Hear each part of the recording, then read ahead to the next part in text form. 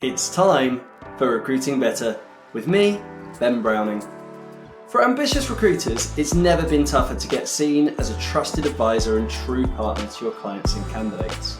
Join me each week as I address your challenges head on, answering questions from recruitment consultants and business leaders, and introducing experts you can learn from whether you're looking to scale your billings or your business. So if you're looking for inspiration or insights to help you make more placements, win more new business, find more candidates, or simply replace long hours with smart moves, then stay tuned. Recruiting Better has got you covered. Hello and welcome to another episode of Recruiting Better with me, Ben Browning. This time I'm joined by the excellent Greg Wyatt. Greg is the owner and founder of Bircham Wyatt. And the reason I wanted to get him on the show is as a recruitment consultant, an experienced recruiter, Greg really champions and advocates for and presents his consultative, insight-driven approach to the market. Of all the people that I engage with on a regular basis, Greg is one of those people who consistently comes back to the core messages that sit at the heart of Recruiting Better, around high quality business, around really treating your clients with respect, and around filling as many of the vacancies that you work on as possible. And so I was keen to spend some time with Greg to really understand what drives him, what motivates him, how he creates that value for his clients, and of course, share any lessons that perhaps other recruiters can look to borrow from in the work that Greg does. So Greg, welcome to the show. Thank you so much for joining us. Thank you very much for having me. And likewise, I've followed your content for a long while, Ben, and I think where we probably have a bit in common is that we've got a message to say and we're not too bothered about agree 100% and all the engagement that comes out of it. But for me, it's a nice thing about LinkedIn. You see people with good ideas and you can form organic relationships out of it. Absolutely. And look, I think one of the things that we both and we'll talk about this today, but one of the things that brings us both together is we recognize that there are a series of problems that you as a recruiter and me as somebody who advises recruiters can solve for employers. I think we both do a really good job. I think you do a really good job. I hope I do a really good job of talking about articulating and really pointing to the problems that recruiters can solve and the value that that also creates for us as an industry, but also the employers that we work with. And I typically describe that kind of approach as one that's consultative. And I know that word consulting is something that you talk about frequently. So I wonder if you could just maybe kick us off in today's show by telling me a little bit about what consulting means to you. I think sometimes consulting's got a bit of a bad rap, doesn't it? And that it's perceived to be lots of promises for a lot of money, but nothing actually gets done. And I've heard lots of horror stories about it. But for me, it's pretty simple. It's when you go to the doctor and you've got an ailment of some variety, the doctor consults with you to understand what the root of the problem is and agree a way forward with you. And sometimes that's sending you home with a bit of ibuprofen, sometimes it's referring you on to a specialist.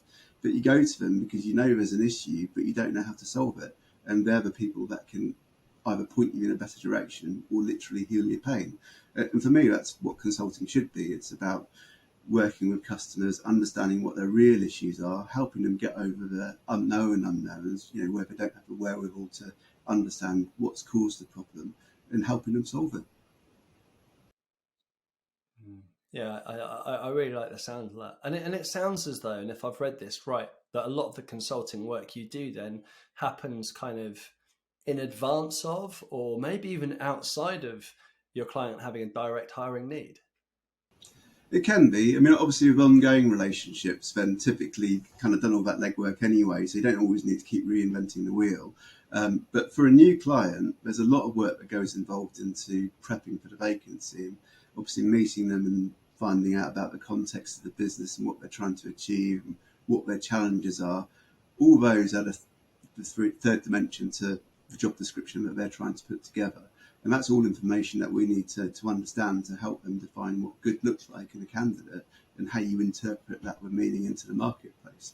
And I a little while back sort of broke down my process into exactly where all the time is. And a good 10 hours or so is spent in that consulting process, writing an executive summary where you literally repeat back to the client your understanding of what they need and how you can solve that and how you're going to go to market. And part of that's to document when you take to market and use to sell to candidates. But that initial process leading up to writing an advert, if you can write an advert, takes about 10 hours. And it's an important, crucial part of it. And we talked a bit about ADA, the advertising framework, earlier. A lot of people talk about copywriting as the creative message, but it's not really. It's a process, and that process starts with the brief. And I know you're a champion of a brief as well. If you don't have a decent brief, if you don't know what appeals to candidates, what's going to make them take that step to have that first conversation with you about potentially looking at a role, because it's all steps, isn't it? And that first step's the important one. How can you do a job well if you don't have that brief? And from that brief, that's where the words come from. It's not me going, what's going to be a really smart, sexy way of selling this advert? Because that's, if I'm allowed to sell, you can edit it out. It's bullshit. What we want to do is show people the truth of the vacancy in a world that appeals to them. So I love that. Good 10 hours up front, and then a lot of the outcome. We joked about 5 CVs by Friday, which I've liberally passed over my marketing, because that's what a lot of employers demand, isn't it? We need CVs, we need it by 5 o'clock on Friday, we need it from 3 agencies, and we'll see where we are at that point. No mention of candidates, just CVs.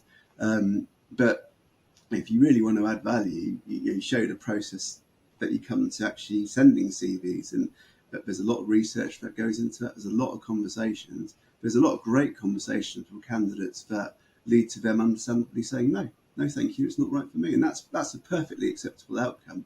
I saw a post from a good coach that I like today. I won't mention names. I hear that's not the done thing on podcasts. But it's one of those things about resilience, again. And I think you and I have slightly different views on the importance of resilience, or whether it's even relevant. But the point of that post was about, you do all these brilliant things and then the candidate says no, and isn't that a waste of everyone's time, and everything comes crumbling down. But I think if you're looking at it in that way, then of course you need resilience. But for me, if you're looking at no being a good outcome, then you can only get good outcomes. Okay, you've had a great conversation with a candidate, they've decided it's a no. Well, I can go back to the employer and say, look, I've spoken to Ben for 6 hours, and at the end of that, he's agreed it's not the right time. We can always revisit it in the future, but these are the reasons it's not right. And actually, it's some good market intel for you to consider in how we approach other candidates. As much as anything, it shows the work that goes into it. And it's all right if it's a no, because through getting those no's, you'll get to yeses for the right reason as well. Yeah. There's a couple of things that really stand out to me about what you said there, Greg, and I think it's a really interesting kind of take on consulting. The first thing that I think that will probably stand out to most people listening to this is you mentioned about spending 10 hours with the client prior to kind of almost commencing the search. We might dig into that 10 hours actually in a moment.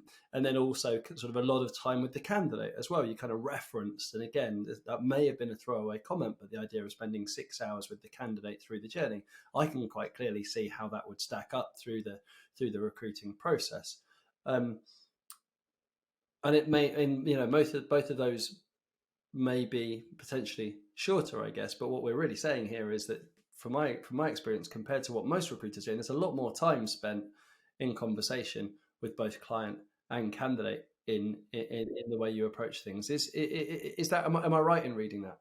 Well, it's a lot of time, and just to sort of go back on your 2 points, the 10 hours with the client, so it's probably about 90 minutes with the client, but the interpreting and analysing and writing the executive summary, and then going back to the client and getting their approval and making changes as needed and eradicating Chinese whispers, that's what 10 hours is. So it's kind of 10 hours to lead to that executive summary point and agreeing on an action plan.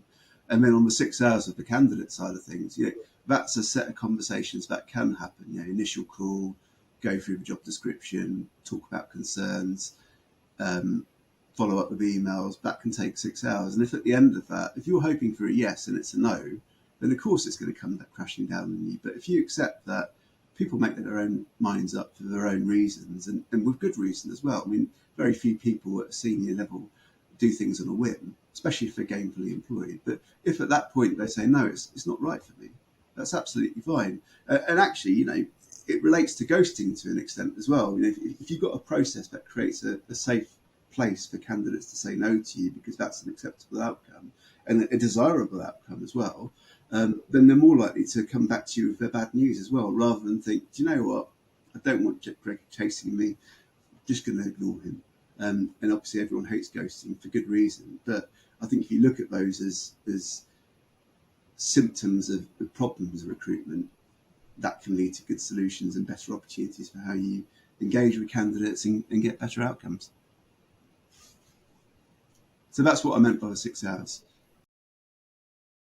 Yeah, and look, I don't question those numbers. I just wanted to give you the caveat there that I wasn't holding you to those numbers, if you know what I mean. But I think they make really good sense, right? And you can clearly see how through potentially a two-step upfront conversation with a candidate, and then all the conversations you'd have through before and after every interview stage and all the way through the selection process, clearly that time adds up. And I also take your caveat or your point, your clarification around the 10 hours that I thought you were saying you spend with the client. Actually, that's some of that's done directly with the client, some of that's done in analysis, some of that's done in write-up, communicating back to the client and then discussing that. But what we're talking about here is just a huge amount of investment in getting things right before you go out to look to engineer a decision or even support a decision. It feels as though there's a lot of investment of your time in the questioning and the relationship building that you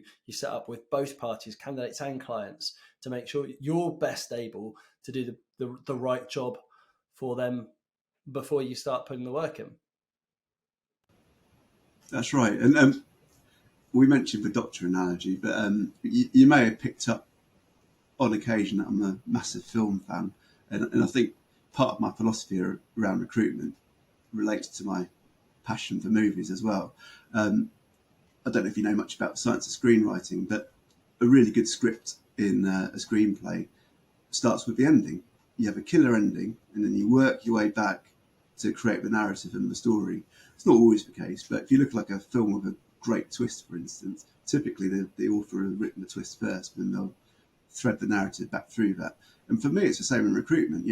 What's the actual outcome that you want from a vacancy, especially if it's a key role?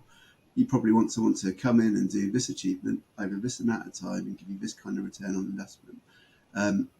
And you work back from that. What kind of process do you need to feed back from that to maximise the odds of getting that? And that's how I built my philosophy around recruitment. And that's why it takes so much time to get it right from the outset. Because if you want the right outcome, like with any plan, you've got to plan it out properly. You've got to document it. You've got to have agreement from all parties. You need to know your timelines. You need to know where you're going to find people and how you're going to engage them. Get that plan ready and before you execute. And then with the understanding that as soon as you meet the enemy, your plan falls apart miserably because it's recruitment. But then you mitigate. Yeah, absolutely.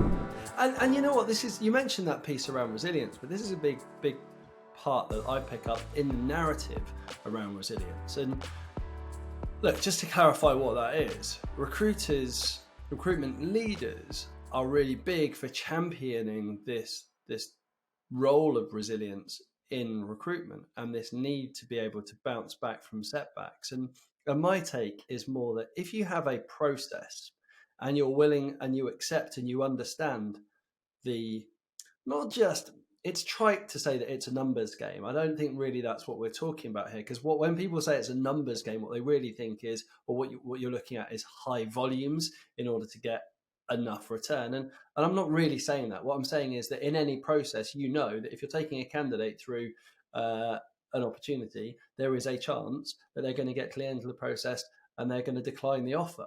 Well, that's just baked into the way we operate. So I'm not crushed when a candidate turns around and says, actually, I'm not interested in the job. I've always known that my likelihood of filling that role was 75%, which means I need two candidates going through that process in the same way at the same time, to the same degree, in order to be certain of making one placement, for example. So for me, the resilience piece is actually kind of misplaced, and it usually speaks to a lack of process. If you don't have a process you believe in, you need resilience because it's kind of all you've got left. But yeah, I thought it was worth making that point. And Where I disagree slightly is we've reached different outcomes from the same starting point. I think if your goal is to have someone who's resilient, then there's something wrong with the business. That person has to be resilient to survive in the business. What kind of way is that to treat your people?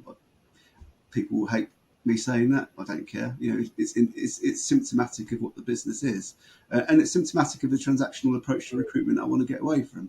Um, you talk about business resilience rather than personal resilience. Like companies that came through the pandemic outside of recruitment had resilience for whatever reason, and I think resilience is a good quality. But for me, it's a consequence of having the right processes and the right steps in place, and knowing what potential outcomes are, and being able to deal with those outcomes. So, you said, an outcome of a process might be someone saying no, and that's why you've got another person in place.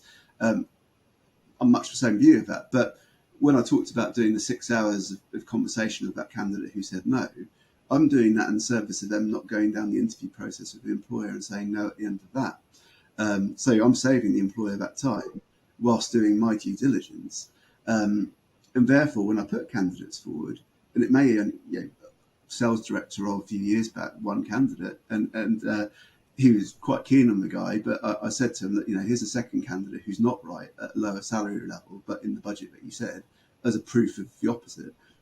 But ultimately, he was happy to take forward that one candidate at a higher salary level because he's confident I did the work elsewhere. So if employers buy into the fact that I'm there as their partner to take that work away from them and to do that work better than they can, that's the place that I want to be in and how I can best help. So, and that's what I write about. And it's not right for most companies. It probably should be right for most companies. That's probably how we should work. But most companies, transactional work's fine. For common skills vacancies at volume, probably not a better way. But for me, having a process where no's are a good thing, that's what can build resilience because it's a consequence of the rest of the process. Because you're confident your process will result in other candidates coming through that are better suited, and you can prove they're better suited because of the person who said no. And yet you talk about resilience again. Resilience is based on promises, isn't it? Promises that fall flat. But I don't think we should be promising outcomes, and that's where retained I think sometimes get a bad rap. I promise to fill your job. I promise to work harder. I promise to do this, that, and the other. The only thing I promise to do is the work.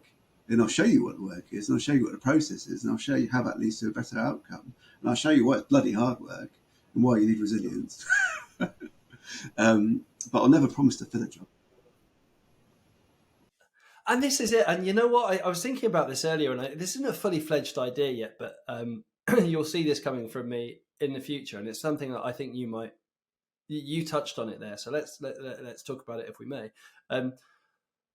One of the concepts that I'm working on is this idea that if your value proposition or if the way you differentiate yourself against your competition is materially made worse, or your case is weakened if you add the word a little bit, then it's not really a very good value proposition. Okay, so if I say to you, if you pay me a retainer, I will work a little bit harder, or I will prioritize your role a little bit more than the other opportunities I work on, it's not sounding great.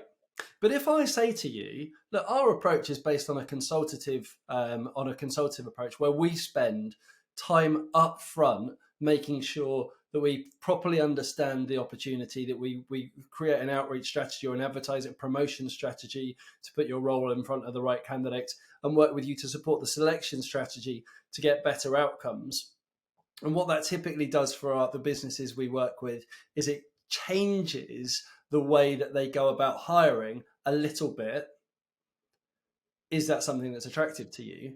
The a little bit kind of like it's kind of enough. And the question is the a little, like the question of adding a little bit really draws attention to the idea of whether the value you're creating is enough or whether it isn't.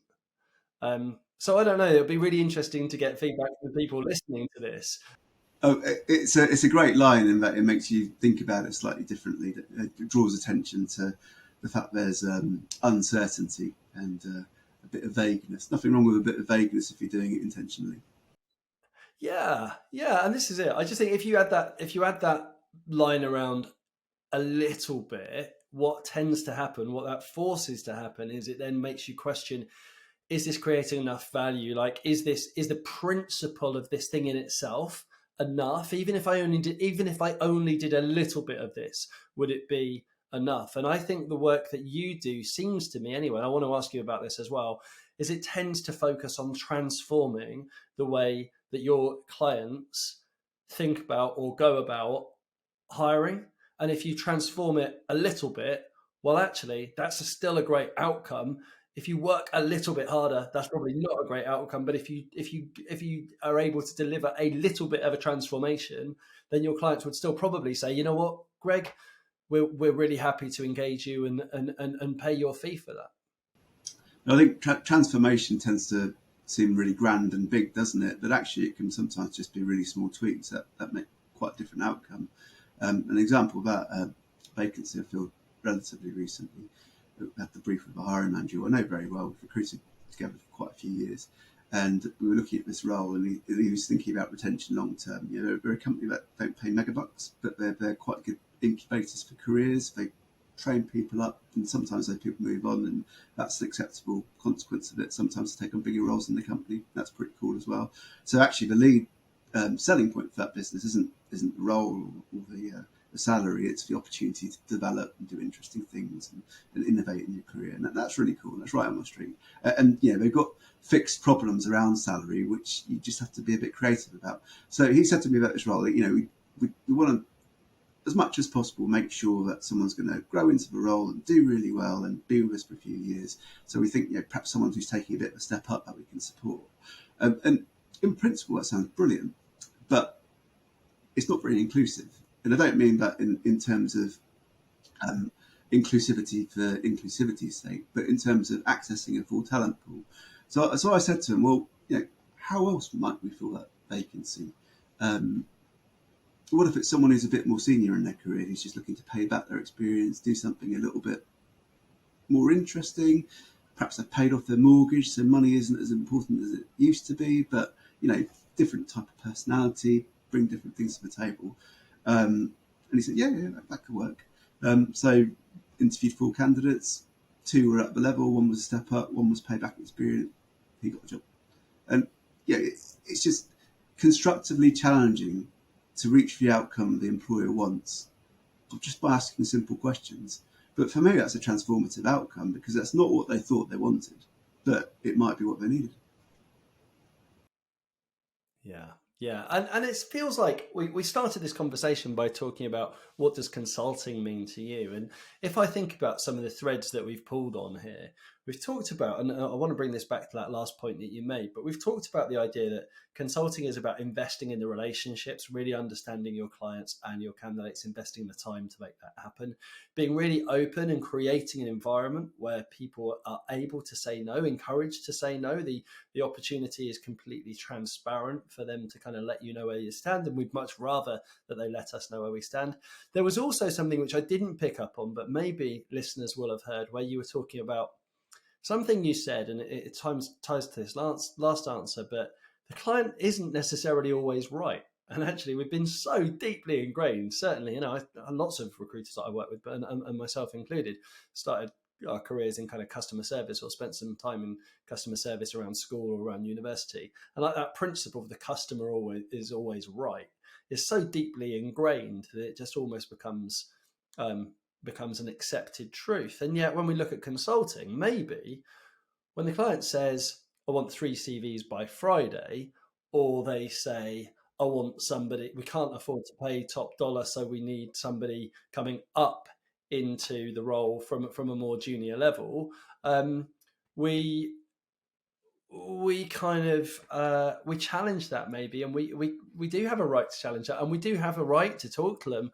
about whether they're right. And I guess the kind of the thing that I land on here is the client is always right when they've got perfect information, and the client never has perfect information. It's too easy to have a blind spot. I mean, we all have blind spots, don't we? The things that we overlook just because we do them habitually, or because we're so in the woods we can't see the trees.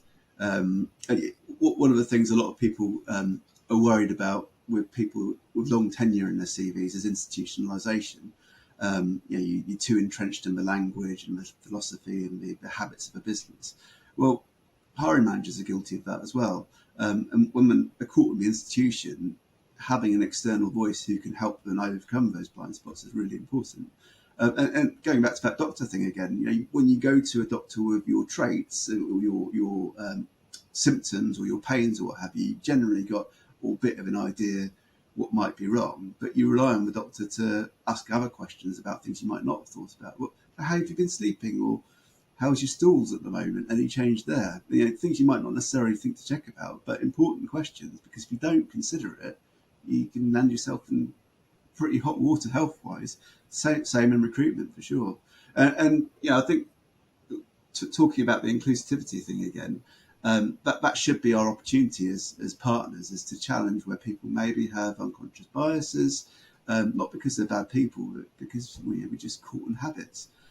Just to look at things a little bit differently and get down to root cause, where sometimes where they think, okay, I'm being a bit naughty because I'm discriminating on age, for instance, and as someone who's coming up to 45, I'm going to be one of those victims soon, no doubt. But actually, what do they mean by we don't want someone who's too old? What does that actually look like in practice? Well, we want someone who's ambitious, who wants to come in and make change. Okay, well, so that's great, but what's that got to do with age?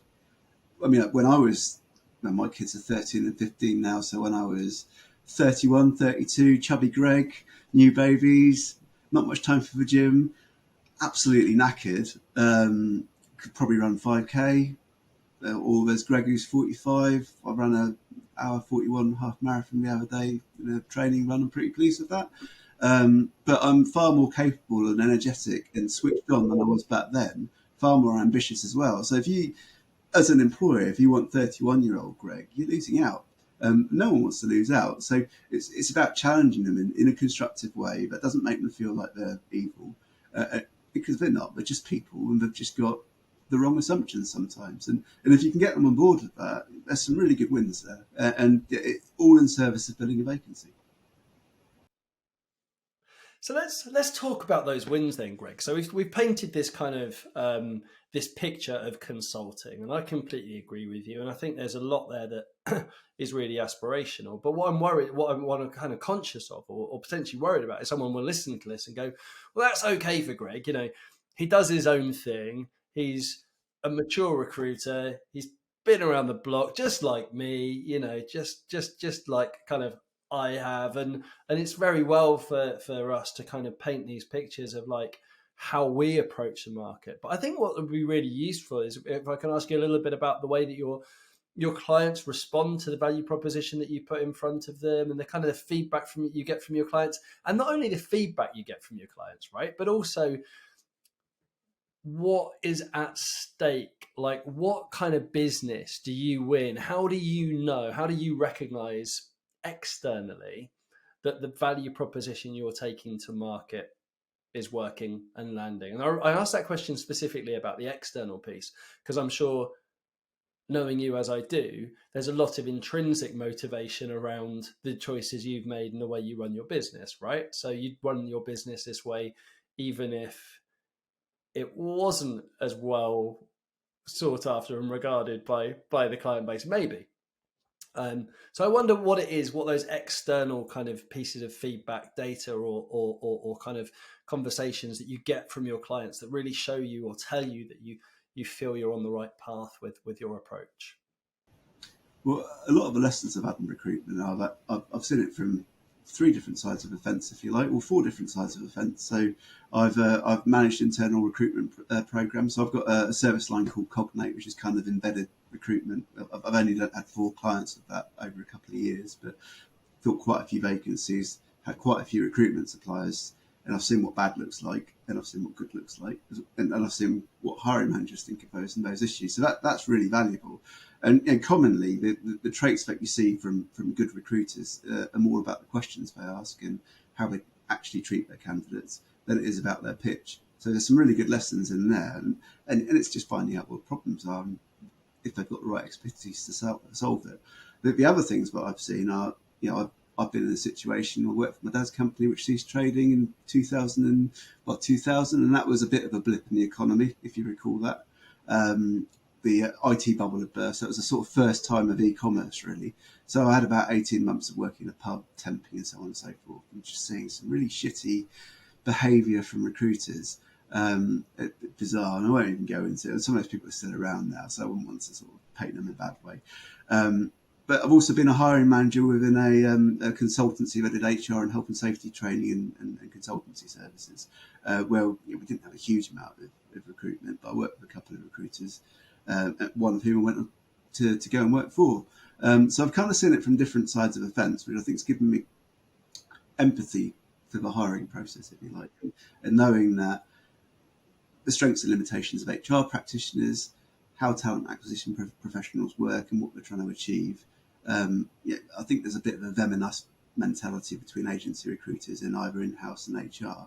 It shouldn't be. I think what we should try and do is recognise the part that people have to play within the hiring organisations and how we can complement them, rather than try and do clever things and go around backs to try and win business or what have you.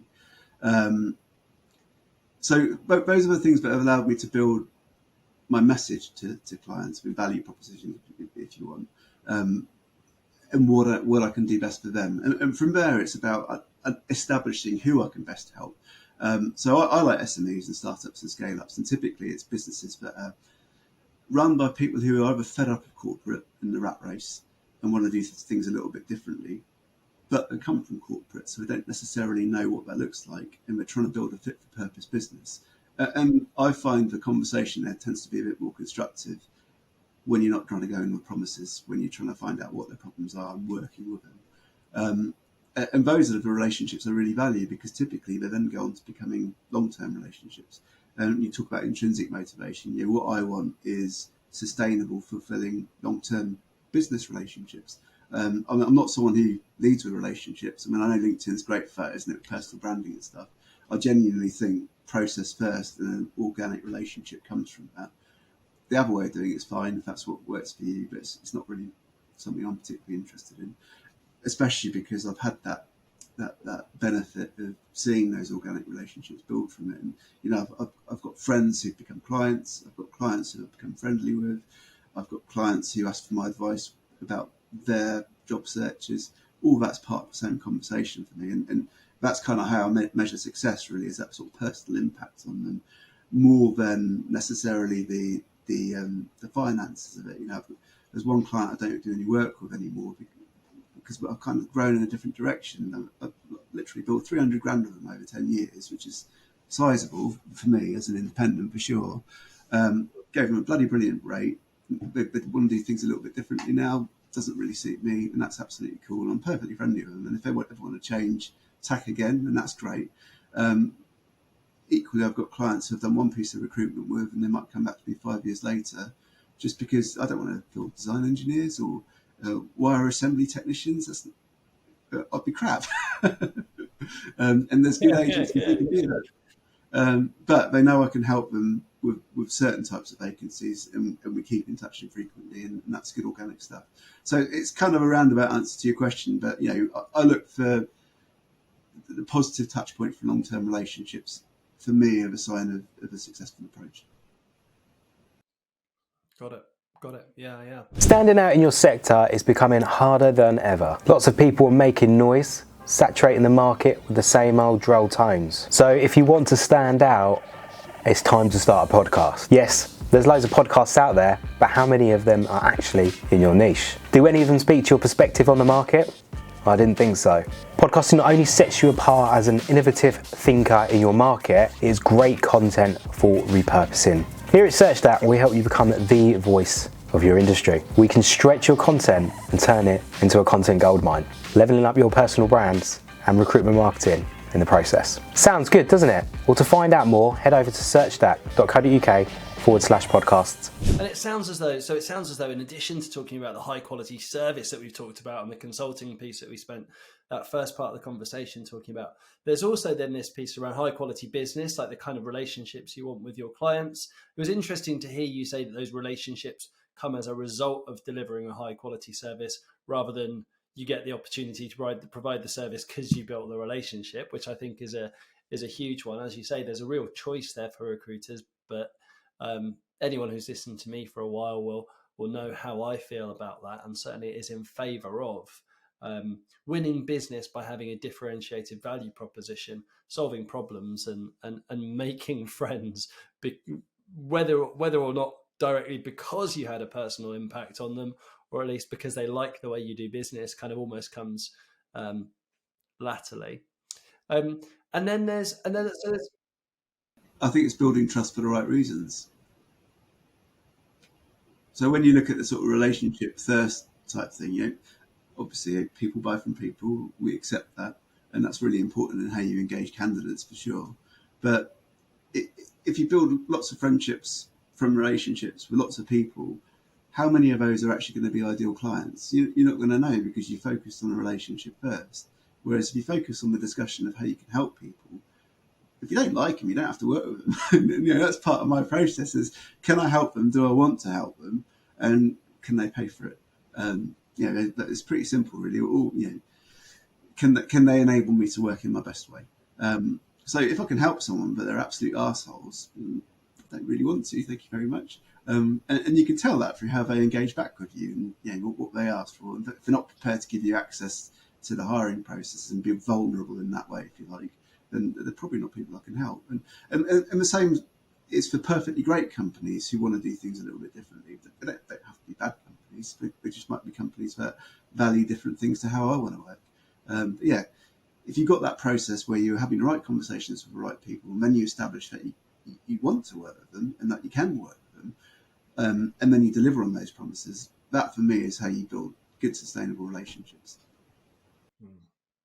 And it sounds as though a large part of this is also around, well, as I'm listening to this, I'm thinking about what are the differences that a traditional recruiter or somebody who hasn't kind of grasped all of these or been able to bring all of the things we're talking to into their world yet. And most recruiters won't be in that situation, right? I mean, you've had lots of different experiences, as you mentioned, and you've been doing this for a while, and you've got a really strong kind of business model that you've been able to evolve yourself. Most recruiters don't have that.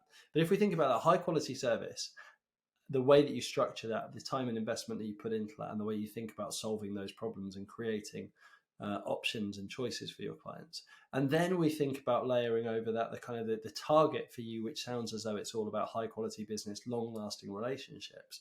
But the kind of the glue often that I see, and I wonder if this is, and it certainly comes through in your answer, it sounds like you're very selective about who you work with, or at least you're selective about you're able to deselect through your model, kind of deselects automatically people who aren't going to be the right kind of customer fit for you, if I'm reading that right. So the LinkedIn coaches will be champing at the bit when I say, but I don't get a huge amount of leads coming in. But the ones I do get tend to be quite good. And I think the reason for that is I'm quite clear in the people I don't want to work with, or that I can't help, and the people that I can help. And that I have to be seen as or at least have the opportunity to have the conversation around being a strategic partner rather than a subservient CV supplier. I think the challenge in recruitment is it's a pretty simple business, and that's why you see people coming into it at quite a low ceiling and doing really well. But the devil's in the detail. So for me, I mean, I'm very much about, as you know, with my newsletter, kind of the philosophy of recruitment, trying to sort of understand the fundamental truth of different parts of recruitment and how it comes together in service of filling vacancies and keeping them filled. Because otherwise, what's the point? You don't want to fill a job and then bugger off after 3 months because the promises were wrong. But I think if you bring those things together and you've got a good process, I think that leads to a better service for employers. But it's a lot of work, as we talked about. So it has to be the types of businesses that I can best help. Because if it's someone that I can't best help, I'm probably not the best recruiter for them. If they genuinely need 5 CVs by Friday, and that can happen. Lots of recruiters can fill a job from Wednesday starting on Monday. I've done it, even in my high quality success model, because I know an employer and we really need to get someone on board. We can compromise. How can we go about doing this? Well, of course you can. Sometimes the highest quality isn't what's needed, but it's about working with the people that you can best help and then giving them what they need. Yeah, I really respect that, and I'm really grateful that you've been able to carve out the time to come and talk to us about it today. But there's one kind of last question or thread of questions that I wanted to pick up on. You mentioned earlier, and we kind of talked earlier about this kind of idea of the retained model perhaps being maybe being sold in a way that I think. My personal agenda here is that retained is typically sold in a way that doesn't really create a huge amount of value for either the client or the recruiter. It doesn't actually get sold in a way that really creates any more value, which is a shame, because I think in principle the idea of recruiters getting paid up front or getting paid for the work that they do at the start of the process makes really good sense. But we also talked offline about the fact that we both see the contingent model, whilst it works for some people, as also leaving recruiters without the value, the commitment, and maybe the investment from their clients that they also really deserve. So if it's not retained and it's not contingent, what is it, Greg? That's how stuff like RAS has come about, isn't it? Recruitment as a service, which is a term which drives me nuts. Recruitment and service in the same sentence. But yeah, when you look at RAS, they don't have a cloud-based backend, do they? So they're not really as a service. What they mean is subscription recruitment. But ultimately, the reason it's come about is to try and look at recruitment in a slightly different way to start different conversations. But so I've the first retainer I sold was in 2006, and that was when we were in a business that hadn't really done it before, and I knew it was how I wanted to take my career, because I'd worked as a research assistant for my dad's company, which was a search firm. So I knew that it was the right route to go down, but I kind of had to invent it as I was going along, and did a pretty shit job, to be honest. But when I started my own business, that was kind of a priority. And a true story to sort of show the challenges we've got selling retainers. So I did a bit of work with a company in Cambridge, a software company, very successful. And they'd had a vacancy that had been open for a year, and they'd had literally 100 agencies working on it, sending them CVs, none of whom were right. Really frustrating all round. So I said to them, well, look, have you thought about just doing it a little bit differently? We could do it on a retained basis, start from scratch, do it on a really... Oh, no, we don't do retained. Well, why is that? Well, we tried retained in Sweden, and they took our money and they ran. I thought, well, I'm really sorry to hear that. Not really got anything to do with me there. But how did you go about engaging that company? What was the steps that you did? So I said, well, why don't we just look at this role, see how we can solve it, and the steps that we can do, and if you're in agreement, then we can go forward on that basis. So this is me and my dad, because my dad worked for me. Long story short, so my dad died in 2013, but when I started my business, he was already ill with cancer.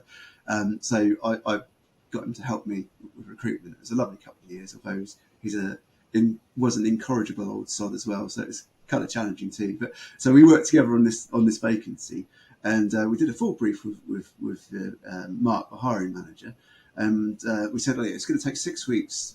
That's roughly for me, I think 6 weeks from instruction to sending final shortlist over is a reasonable amount of time, especially for a year's vacancy. So we sent 3 CVs over. All 3 got interviewed. One was offered. One was not offered because they took a backdoor reference on him and found out he didn't work very hard, but did a good interviews. And the third person, they wanted to offer but didn't have a budget. So we nearly got 2 offers out of 1 vacancy, which is a 200% fill rate, which I think is pretty good.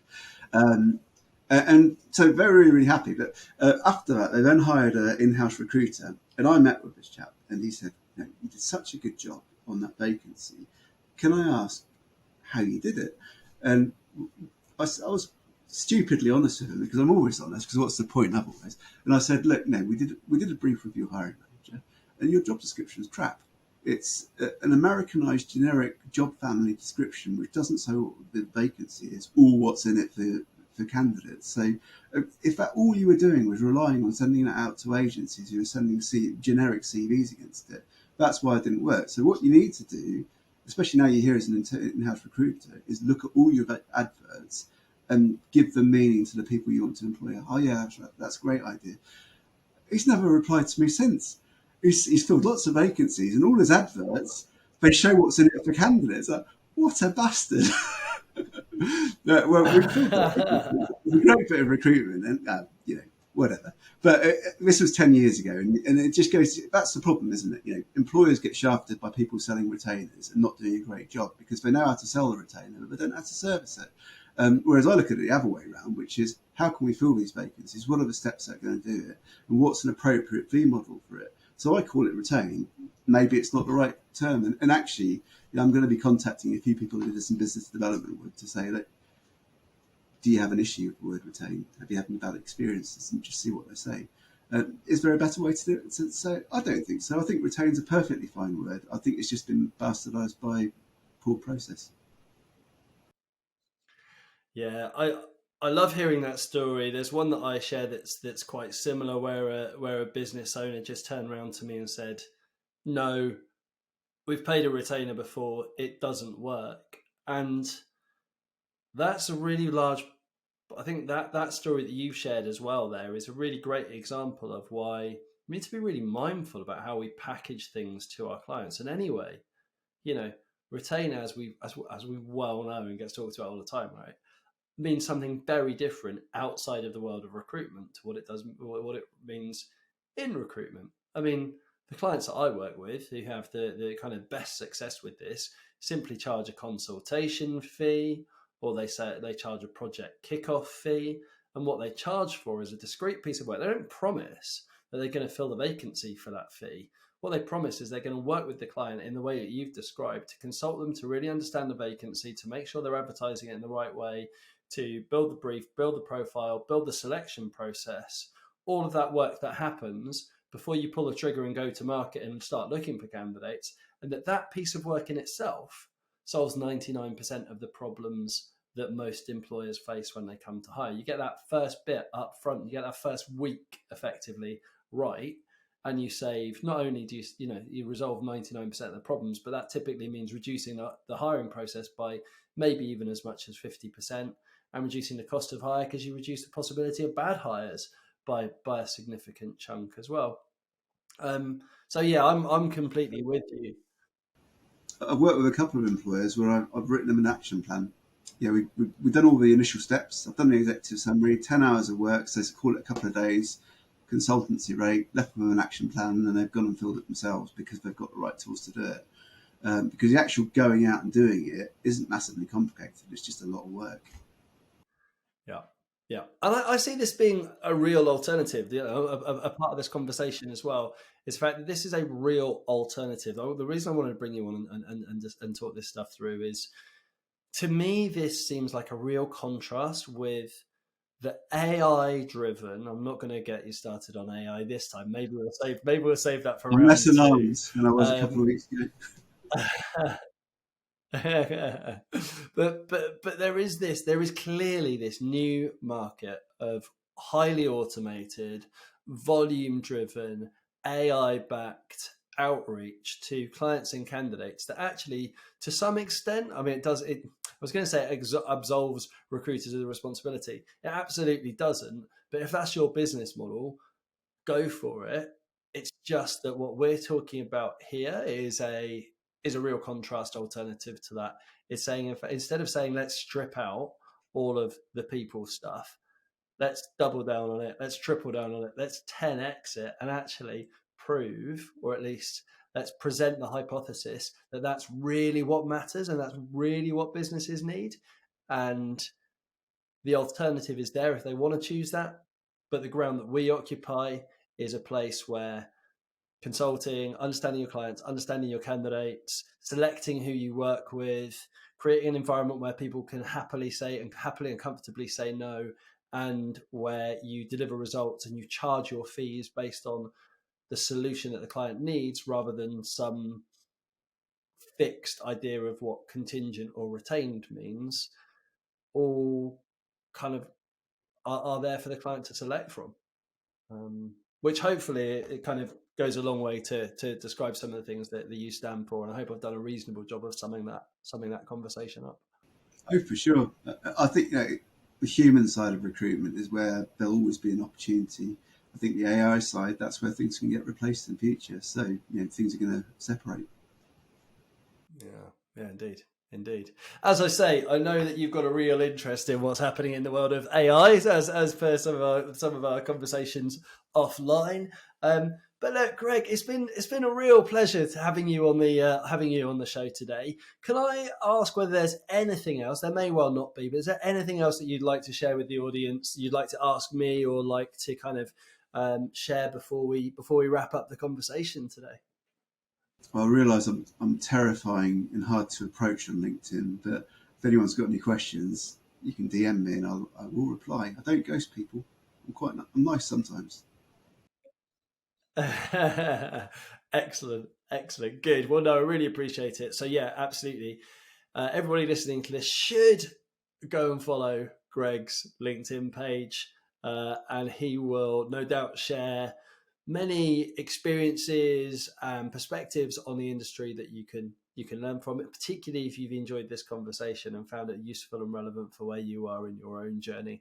And as I say, Greg, it's been an absolute pleasure having you on the show, and I'm really grateful for you to be able to make the time.